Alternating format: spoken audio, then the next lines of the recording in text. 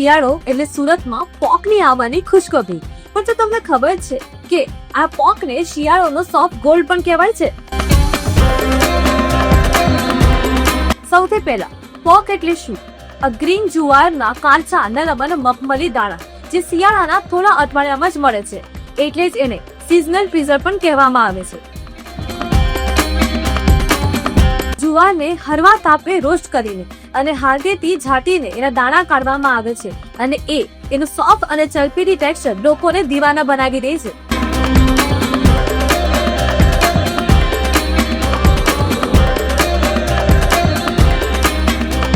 અને આ આખી પ્રક્રિયામાં જે મહેનત લાગે છે એ જ એને સાચું સોફ્ટ ગોલ્ડ બનાવે છે.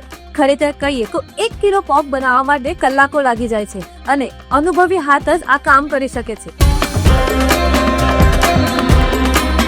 મોટા ભાગે આ કામ રાત્રે અથવા વહેલી સવારે કરવામાં આવે છે. તેનાથી પોકનો સોફ્ટનેસ જળવાઈ રહે છે.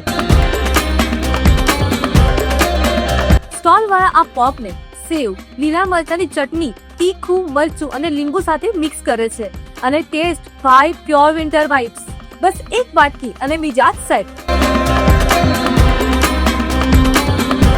પણ સોફ્ટ ગોલ્ડ કે કારણ કે પોક એ ખૂબ જ ઓછા સિઝનમાં મળે છે. એની ખેતી મુશ્કેલ હોય છે અને તાજું જોઈતું હોય છે.